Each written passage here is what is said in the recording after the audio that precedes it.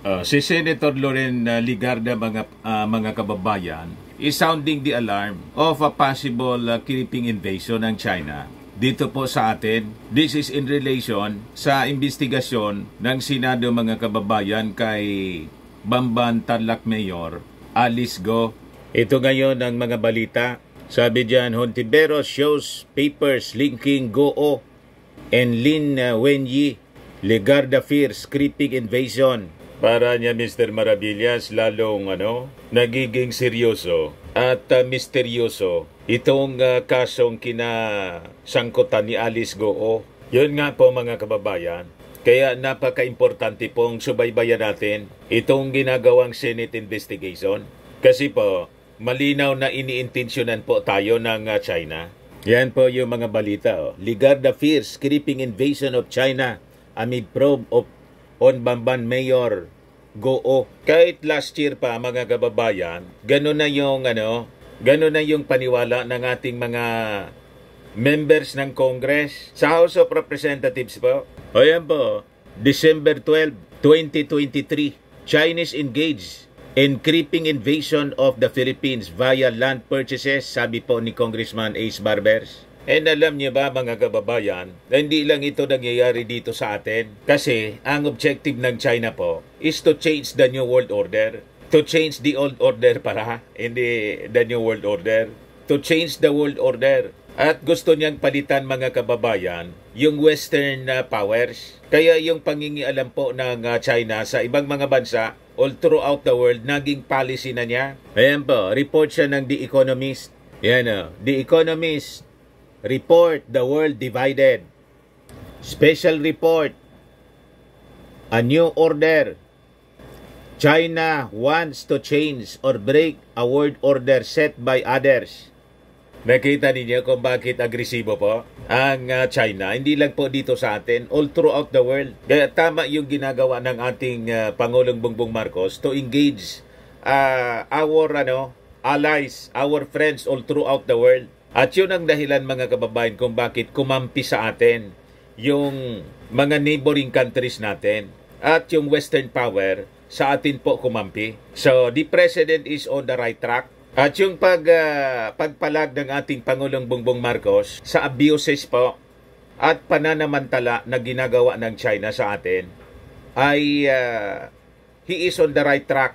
Yung pangingialam po ng China, global po. Kaya itong kwento pong infiltration dito sa atin ng ating mga senador, hindi na po ito bago, mga kababayan. Ito yung balita galing po sa The Economic Times. UK spy case, how China infiltrates into parliaments in other countries. Ito naman po report ng BBC, September 13, 2023. Security services warn over Chinese infiltration in politics. So nakita po ninyo kung gaano kaseryoso itong investigation ng ating Senado. Kaya po, lalo tayong dapat magduda sa personality po ni Alice Go. Lalo yung mga pro-China politicians po dito, yung mga traidor sa ating bansa, yung mga hodas po. Kapansin-pansin po yung kanilang pagkakaisa to defend Alice Go. Diba? Chorus po yung mga minions ni Maudix dito, yung mga DDS, nag-unite din po, mga kababayan, para siraan yung Senate investigation ni Risa Hontiveros. So lalong naging kahina-hinala po. So ang ibig sabihin lang po, tama ang hinala ng ating mga senador na malamang sa malamang ito pong si Alice Go ay spy nga ng China at pure Chinese siya. Yung nanay niya talagang hindi man Filipina. Yung Amelia Leal po, malamang inimbento lang na pangalan. So ito ngayon yung focus ng susunod na investigasyon po ng committee ni Risa Hontiveros. But before ko, mga kababayan, ibigay sa inyo yung full story ng mga revealing stories na yan, click subscribe muna dito sa ating YouTube channel and hit the notification bell para lagi po kayong updated sa mga kaganapan dito sa ating bansa. Like and share na rin po ninyo ng ating video at huwag na rin po ninyo na skip yung ating mga commercial ads para tuloy-tuloy lang ang pag-unlad ng bagong Pilipinas. Sa mga naghanap ng malinis and spacious fitness gym, pumunta lang po kayo sa aming Colossal Fitness Gym. We also offer Grab Car Rental with our brand new 2023 model ng Toyota Innova. We also accept booking for those who are planning to travel via PAL and Cebu Pacific and other airline companies. And bills payment for Meralco bills, Aleco bills, PLDT, etc. Ang Colossal Fitness Gym is located at 3rd floor Security Bank Building, Lanco Business Park, Legazpi City, Albay. For inquiries, look for Gilon Maravillas. Contact number 0966-802-0949. Yan po yung aming Innova. Lagi na pong matao sa amin. Mga bagong clients namin, mga kababayan. Napaka-colorful po at napakalinis at napakaganda ng aming gym. Pati mga foreign tourists po, bumibisita sa amin po. Mga British tourists po sila. Na-set up na rin po yung aming mga brand new gym equipments. May treadmill na rin po kami. Ito naman po yung bago naming product, Eye Glow Serum, mula pong South Korea. Whitening po siya, tingnan niyo yung epekto sa aking anak na architect entrepreneur. Sa mga inquiries po, dumiritso na lang kayo sa kanyang messenger, Riz Maravillas. Ito naman po, Firmax Firming and Lifting Cream. Pinapahid po ito sa mga pulses in affected area. Mainam po siya sa mga pains at paninigas na mga kaso-kasuan. Ito, Automax Revitalizing Serum. Sa mukha naman yung application. Anti-aging po siya. You will look 10 years younger than your age. Sa mga cancer patients naman po, baka lang gusto niyo itong itry. Ning siya red mixed fruit drink. Hindi man po siya gamot, food supplement siya. Kaya lang, gawa siya mga kababayan sa goji berry. Yung goji berry may anti-cancer properties. O ngayon, yung mga inquiries po ninyo, dumiritso na lang kayo sa aming messenger sa Facebook para masagot namin agad. Ayos pa, ayos na Mr. Maravillas. So balikan natin mga kababayan itong kwentong creeping invasion ng China sa atin. Kung saan yung infiltration po nila, hindi lang nila ginagawa dito sa atin, kundi sabi ko nga, even in other countries, mga western countries, Canada, United Kingdom, pati nga sa Amerika, Australia, sa mga African countries. Kasi gusto niya mga kababayan, siya yung maghari sa buong mundo. Changing the old order. Kaya hindi po papayag yung ating mga allied countries. So we have to unite po at kailangang seryosohin po natin ang ginagawang mga investigations ng Congress. At ngayon lang po ito nangyari. Hindi administration ng ating Pangulong Bongbong Marcos. Matagal na to na ginagawa nila. Kaya lang yung previous administration po, friendly masyado sa China. Kaya nagkalit-silitsi po yung ating bansa. Yung infiltration po ng China, pati sa politika. So ibigay ko muna sa inyo ang mga kwento po. Una, itong sinasabi ni Hontiveros at saka ni Loren Ligarda po. So sa na-discovery po ni Hontiveros, malamang ang nanay po ni Alice Go po, ay itong si Lin Wenyi na nakalista bilang isa sa mga incorporators. Kasi nga po, family corporation at yung Amelia Leal po, nasabi katulong at siya ay love child ng kanyang Chinese tatay. Hindi man po totoo. So pure Chinese siya. Kung ang nanay niya at tatay niya, Chinese po. At ang nakakabahala po, ang kanyang tatay, ang sabi may ties po sa spy agency ng China. So sabi naman po ni Senator Loren Ligarda, nakakabahalaan niya yung creeping invasion na nangyari dito sa ating bansa. So sabi po ni Hontiveros, posibleng niya itong si Li Wenyi ay siyang biological mother ni Alice Goo. Ganon din yung paniwala mga kababayan ni Senator Win Gatchalian. Si Win Gatchalian, kung isipin natin po, Chinese-Filipino po ito. So sabi po ni Risa Hontiveros, ito ang yan lumalabas sa mga documents na malamang itong si Li Wenyi ay siyang nanay, biological mother ni Goo. Kasi sabi po ni Senator Sherwin Gatchalian, ito ang yang si Lin Wenyi na isang Chinese national. Ito yung tinatawag na nanay ng yung Goos family ay manirahan po sa Valenzuela City. Yan ang tinatawag na nanay. Seka baga. Sabi naman po ni Senator Loren, ito ang yung issue surrounding Bamban Mayor Alice Goo are not only a very serious national concern but could also be a creeping invasion. Ano anya Mr. Maravillas ang tingin mo? Tama daw yung tama daw yung paniwala ni Loren. Tingin ko po, tama yung duda po ng ating mga senador. Kasi po, ganun ang strategy ng China. Sabi ni Loren, nakikita natin na hindi naman manggagaling na sa karagatan o sa ere ang mga invasion ngayon. Mismo, mga kababayan, ang ginagawa ng China, infiltration ng local politics in the economy. Una, they're posing as tourist muna. Tapos, nakikipag-sabuatan, they're using money para i-bribe yung mga officials. Nakakuha po sila ng mga peking dokumento, pati birth certificate po. Ito ngang si Alice ko, bigla na lang lumitaw. So napaka-seryoso po itong investigation na ginagawa sa Senado. Hindi maalala yung kanyang nakaraan. Wala na po ako anyang maalala, Your Honor. Pinapakwento po yung kanyang childhood experience. Walang maalala po.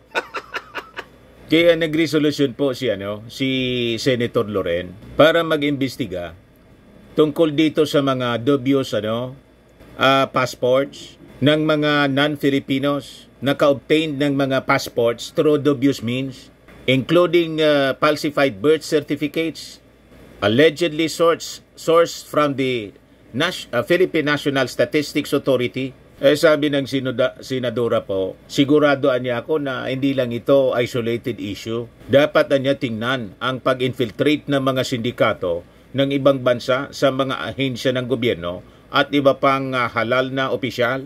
Ganon po mga kababayan ang ginagawa ng China. At sabi nga natin kanina po, it is a global agenda. So the possibility po na itong si Alice Go ay isang espiya po ng China sa atin ay napakataas. Sa ibang bansa, ganon ang ginagawa ng China po.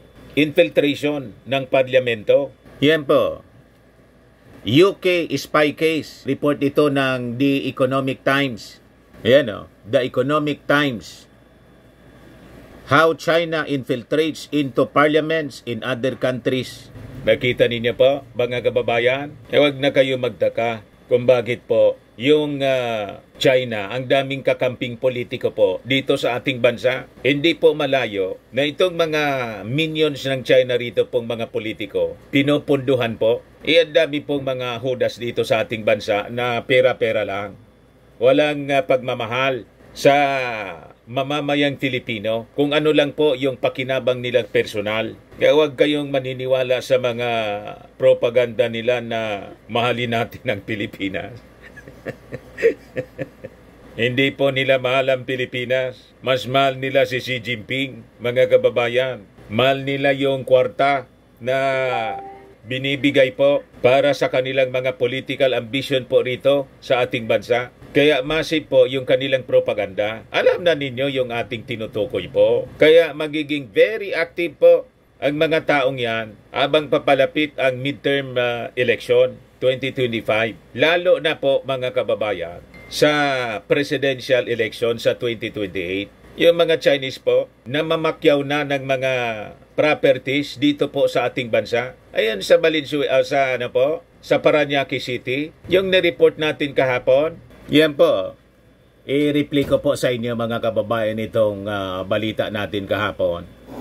O yung mga residente, mga kababayan, yung homeowners ng isang subdivision village sa Parañaque City, masyado nang naalarma kasi ang sabi nila, dumami ng dumami yung mga Chinese sa kanilang lugar. Ang tingin nila mga kababayan, this is a new phase of Chinese invasion. Hindi na po sa West Philippine Sea. Mismo lang sa Metro Manila mga kababayan, yung Chinese invasion na ang sabi nila, malamang konektado mga kababayan sa operasyon ng Pogo dito sa ating bansa. Lalo niya Mr. Maravillas, naging masalimuot yung issue ng mga Chinese dito sa ating bansa. Mas lalo mga kababayan. Ayan po yung report ng UNTV, pagdami ng dayuhan at umano'y operasyon ng Pogo sa isang subdivision sa NCR, ipinasisilip. Ito rin mga kababayan yung sinabi mismo ni Senator Win Gatchalian. Grabe pala niya, Mr. Maravillas. Nagsimula lang ito sa controversy tungkol sa kinasangkutan ni Alice Go, yung Bambantarlac Mayor. Kaya nga po mga kababayan, napaka-importante yung Senate investigation na ginagawa ng committee po ni Risa Hontiveros. Kaya yung mga pro-Chinese politiko po dito, yung mga minions po ni Mao Diggs, chorus po mga kababayan sa pag-defend kay Alice Go. Konektado po lahat ito. Yung na-uncover po ni Risa Hontiveros, it is a can of worms, ika nga. Kaya si Arima po, todo depensa kay Mayor Alice Go. Kaduda-duda po. Sabi diyan sa Impact Leadership, Rocky Defense Alice Go calls Risa Hontiveros. Ang tawag na kay Risa Hontiveros, Hontiveros. You see, mga kababayan, at sabi po ni Ace Barbers, Congressman Ace Barbers po, yung mga Chinese, namamakyaw na po ng mga properties, ng mga kalupaan, Chinese engaged in creeping invasion in the Philippines via land purchases. Yan po sabi ni Congressman Ace Barbers. Last December pa niya to sinabi. December 2023. Sabi niya, authorities must check the supposed creeping invasion of the Philippines by Chinese allegedly through the purchase of land and properties in the country, reportedly using laundered money. Ito kasi yung lumitaw sa investigasyon doon sa mga property na pag-ari ni Willie Ong ng Empire 999 Realty Corporation, kung saan po natagpuan yung 3.6 billion worth ng shabu na dumating po sa Subic Port at inimbak po sa isang property, bodega, sa Mexico, Pampanga. Pag-ari po ni Willie Ong, isang Chinese. At itong si Willie Ong po, may mga pag-ari all throughout the country. May 320 po siyang titled properties all throughout the country po. Yan po.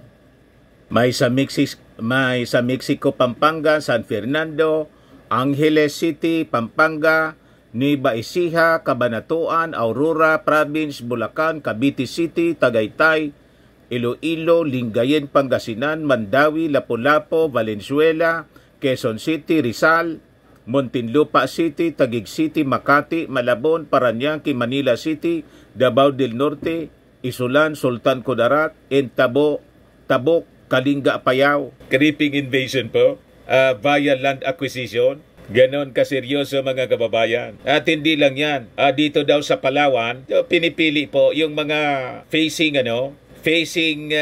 West Philippine Sea. So talagang kaduda-duda. Yan po sabi ni Barberso. Mangyayari o nangyari na ito sa lugar ng Palawan, Bulacan, Zambales, Davao at iba pa. Baka niya magising na lang tayo isang umaga at malaman ng marami ng lugar sa ating bansa ay nabili na at pag-ari na ng mga Chinese nationals. Sabi po ni Barbers. So other than mga kababayan, na mamakyaw sila ng mga properties, land acquisition ng ginagawa ng mga Chinese, ini-infiltrate pa nila yung ating politika. So baka pag hindi po tayo nag-ingat, kandidato ng China po, Manchurian candidate po, yung ating mailuklok bilang Pangulo ng ating bansa, Vice Presidente, mga senador, congressmen, mga gobernador, lahat ng Chinese. You see? Yan ang ginagawa nilang infiltration po. How China infiltrates into parliaments in other countries. Hindi lang po yan haka-haka, mga kababayan. This is a reality.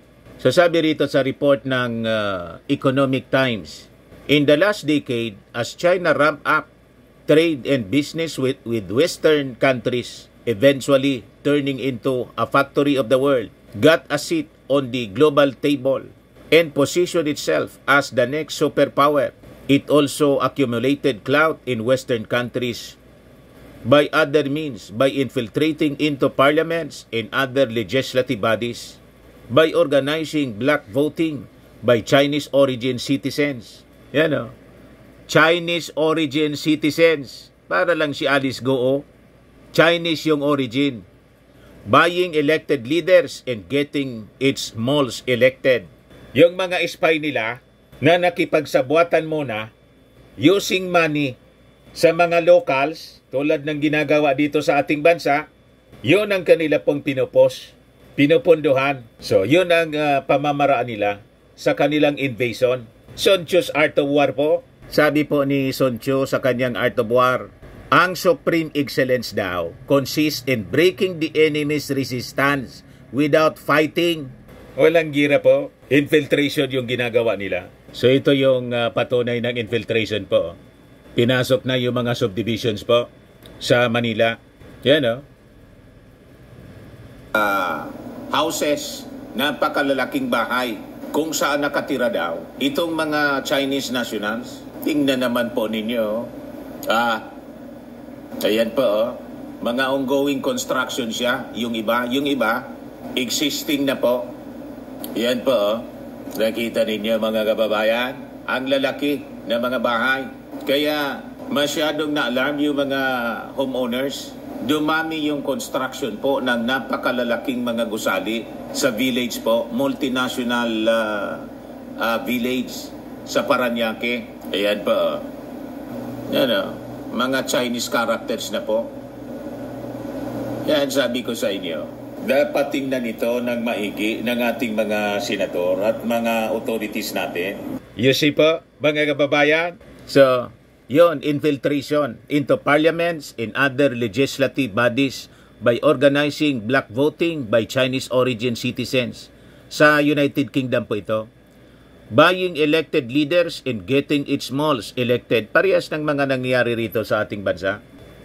China's foreign influence operations have been gargantuan industry involving its secret service, Chinese origin business persons, its own shadowy police stations in foreign countries that coerce Chinese origin citizens, local Chinese community bodies, and lots of funds. The House of Commons Intelligence and Security Committee in the UK said in the report released recently that intelligence threat posed by China is compounded by a whole-of-state approach with the use of state and non-state players for spying. Malamang yun pong mga residente dyan sa multinational village sa Parañaque City po, pinasok ng mga spies.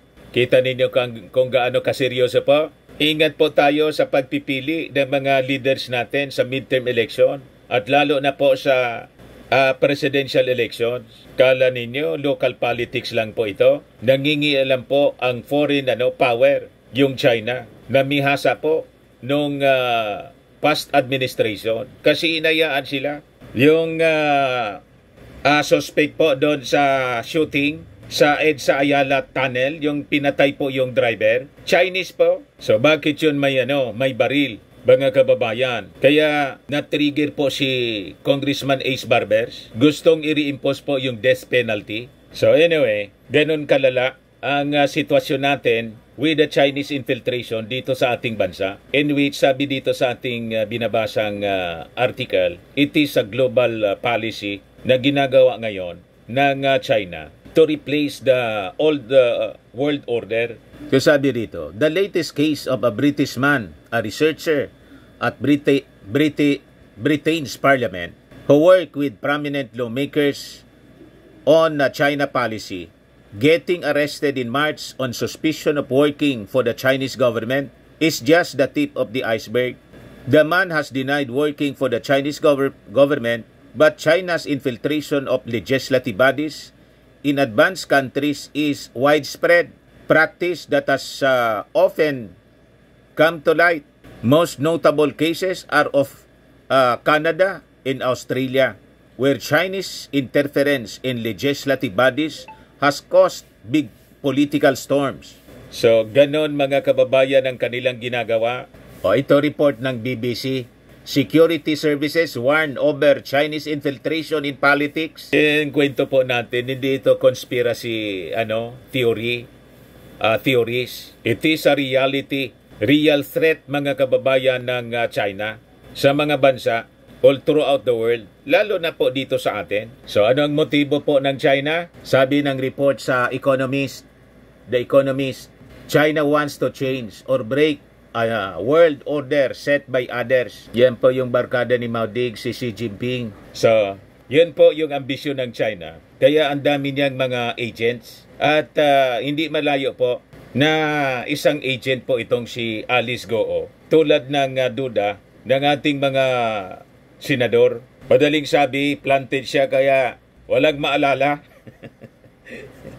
Laging wala siyang maalala. Scripted ang kanyang mga sinasabi. Kaya napikon-pikon na po si Loren Ligarda, pati si Ontiveros. Para kanyang robot. laging yung sagot, lumakian niya ako sa farm. Galit si Loren Ligarda po. Sabi rito sa Politico News, di maalala, Ontiveros suspects Alice Goo knows mother's real identity all along. Pag spy po, talagang siyempre magsisinungaling. Sanay sa pagsisinungaling ang spy. Sabi diyan, Senator Risa Ontiveros has beard disturbing details about the family life of Bamban Mayor Alice Goo that would supposedly prove she is a Chinese and not Filipino. Kung nagawang magsinungaling ni Mayor Alice tungkol sa mga kapatid niya, hindi malayo mangyari na tinatago niya rin ang totoong pagkatao ng nanay niya.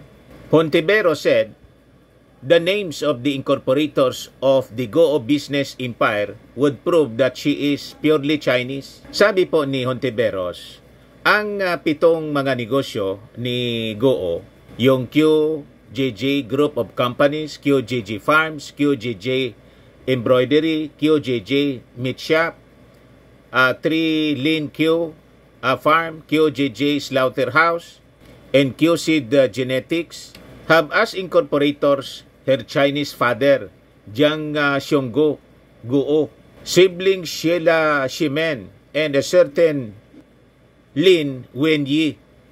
Itong si Lin Wenyi anya is Mayor Goo's Chinese mother, fondly called by friend as Winnie. So sabi po ng senadora, may isa pa kaming source na nagsasabi na Winnie ang tawag na nanay ni Mayor Goo. Philippinized version kaya ito ng Lin Wenyi. Kaya Winnie po. So yun ang tanong po mga kababayan. Kasi family corporation po, bakit kasama ang isang nagngangalan po na Lin Wenyi? So ano ang relasyon ni Lin Wenyi mga kababayan kay Alice Goo? Di family corporation po. Pag sinabing family corporation, ang lahat ng incorporators, member ng family. Tama? Ayun mga kababayan yung rason kung bakit malakas yung paniwala ng mga senador. Hindi lang si Risa Ontiveros, kundi pati si Senator Win Gatchalian, yun din ang kanyang paniwala. So sabi po ng senadora, another proof anya that Goo has a Chinese mother is that Lin Wenyi traveled with her father, Jiang Xionggu, at least 170 times in the span of 6 years. Business partner lang nga ba o baka asawa talaga? It takes a turn for the worse anya, sabi ni Risa Ontiveros, when she saw a Bureau of Internal Revenue document certifying the birth dates and addresses of Goo's family co-incorporators. It would appear anya that Li Wenyi, if proven the mother, was only 15 when she gave birth to Mayor Goo and 13 when she gave birth to Goo's sister Sheila. Kasi 1971 pala ang birth year nitong si Li Wenyi based on records. Kung siya ang tunay na ina, 15 years old lang siya nang iniluwal si Alice. At kung siya din ang ina ni Sheila na aminado si Alice na kapatid niya, aba 13 years old lang siya nung iluwal ni Sheila, sabi ni Ontiveros. Unless ito ay gawa-gawa lang lahat, katang-isip ng isang sindikatong Chino na pinahintulutan ng mga kawani ng gobyerno. Dito sa ating bansa po, sa gobyerno, walang imposible basta. Di ba? Lahat nagagawa ng paraan. Money talks. Mayayaman po ito kasi sangkot sa money laundering. Kung ano-ano pang mga criminal activities po. Yan po. Senate deep dives into Go's alleged criminal ties. So ito yung magiging sentro ng susunod na investigasyon mga kababayan next Wednesday, June 5. So ang sentro ng investigasyon po yung sabi money laundering and links to the Pogo operations. So yun po yung susunod nating abangan mga kababayan. And the objective nito na investigasyon po makapag-craft ng batas para maiwasan po yung future occurrence ng ganitong mga uri ng problema na may relasyon po sa criminal activities dito sa ating bansa at lalo na po it threatens our national security. Consider na nila, nire-recommend nila na ginagawa itong investigation po para tundukan yung problema natin sa Pogo operation. Baga sa susunod pong mga taon, mga Chinese na lahat yung nakatira sa mga malalaking subdivision, yung mga Filipino, squatter na.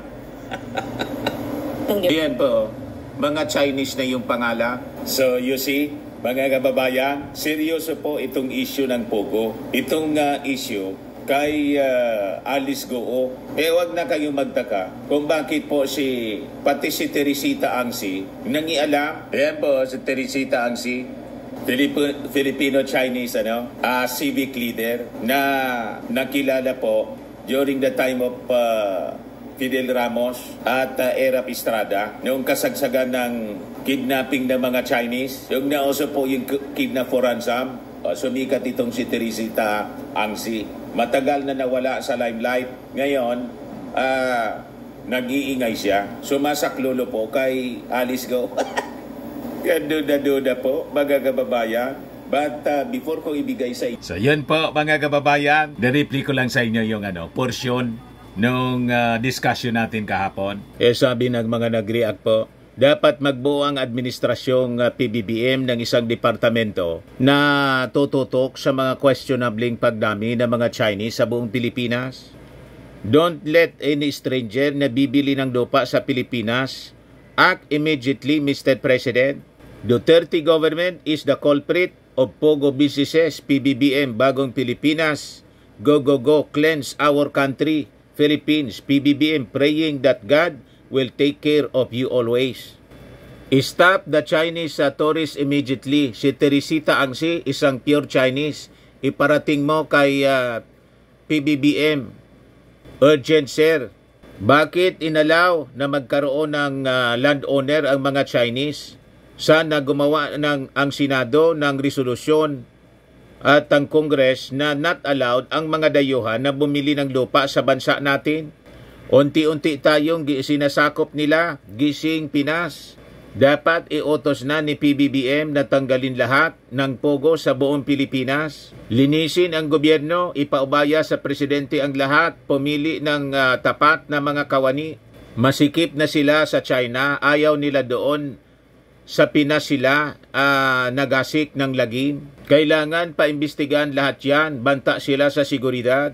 Ipagtanggol natin at protektahan ang mga mahal, ang ating mahal na PBBM at ang ating mahal na First Lady Lisa Araneta Marcos and family. Ipagdasal po natin ang ating mahal na bansa. God, please protect and save our country, especially our Philippine territory in WPS and South China Sea. Kagagawan lahat ng Duterte yan. Huwag na natin iboto ang mga Duterte. Doon na sila sa Davao. Doon na lang sila sa Davao. Maudigs ang punot dulo ng lahat ng suliranin ng bansa ngayon. Kawawang PBBM, sobra-sobra ang pinaman ng problema na kailangan niyang ayusin. Pero sa kabila ng lahat, siya pa ang nilalait ng digong niyo. God bless and protect our beloved PBBM.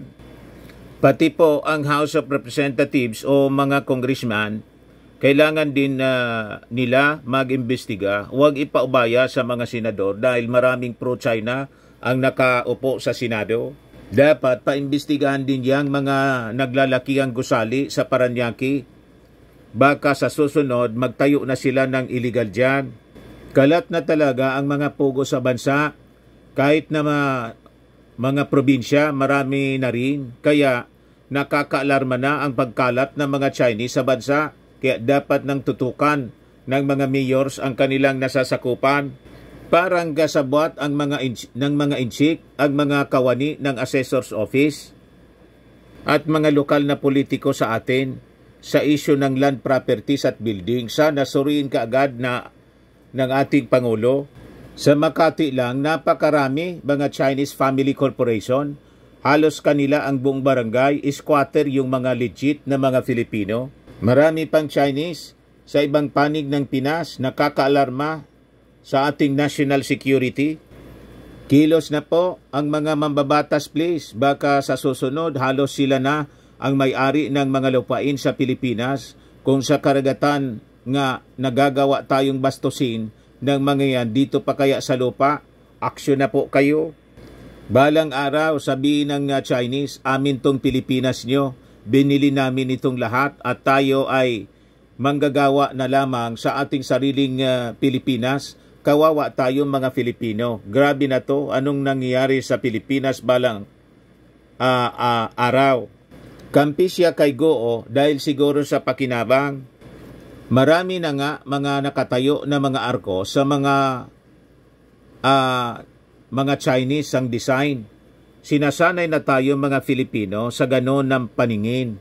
Magkaisa na po tayo at yung mga pro-China or makapili dapat kasuhan o paghuhulihin, pinagkanulot na po nila ang ating bayan. Imbestigahan din yung mayor dyan sa Parañaque at may-ari ng subdivision kung bakit nakapagpatayo yan ng construction ng mga di umano pogo building. Baka inchik din si mayor. Nako, mapupuno na ng mga chikwa sa buong Pinas ang lupain natin, mapupunta na sa kanila at sila na yung maghahari. Oh God, please protect us.